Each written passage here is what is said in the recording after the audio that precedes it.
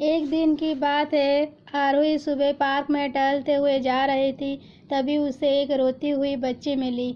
आरोही ने उससे रोने का कारण पूछा तो लड़की ने बताया कि वह जिस गुड़िया से खेल रही थी वह इसी पार्क में कहीं खो गई है। आरोही ने उस बच्ची को उसकी गुड़िया ढूंढ लाने का आश्वासन दिया, जिससे वो बच्ची चुप हो गई। आरोही ने गुड़िया ढूंढने के लिए समय मांगी और फिर दूसरे दिन गुड़िया लाने का वादा करके वहाँ से चली गई। पर गुड़िया ना तो आरोही को मिली और ना ही उस बच्ची को। आरोही ने गुड़िया की तरफ से एक काल्पनिक पत्र उस बच्ची को लिखी और जब वह बच्ची पार्क में गुड़िया पाने की आशा में आई तो आरोही ने वह पत्र उस बच्ची को पढ़कर सुनाया। पत्र इस प्रकार था, कृपया रोना मत, मैं समय समय पर उस गुड़िया के बारे में तुम्हें लिखती रहूँगी, बस तुम रोना मत।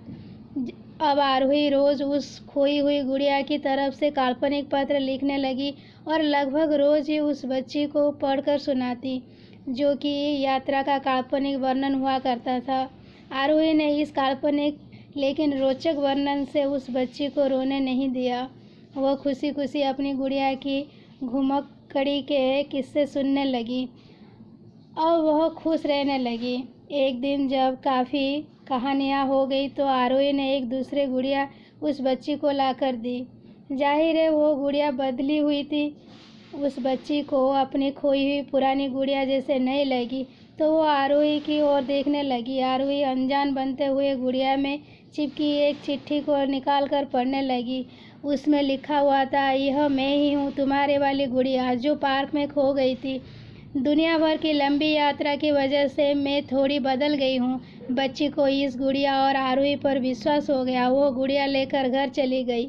बरसों बाद जब वह बच्ची बड़ी हो गई तो एक दिन वो अपनी अलमारी में कुछ ढूंढ रही थी तो उसका ध्यान उसी गुड़िया पर गया जो आरोही ने उसे दी थी। बचपन की बातें याद करके वो हंसने लगी। उसे सब समझ आ चुका था कि आरोही ने कैसे उसका मन रखा। उसे उस गुड़िया पर फिर प्यार आने लगा। वह उसे बड़े गौर से देखने लगी। तभी उसकी नज़र गुड़िया की फ्रॉक की आस्तीन में छुपे एक छोटे से पत्र पे गई। उसने बड़ी व्याकुलता से वो पत्र निकाला और पढ़ने लगी।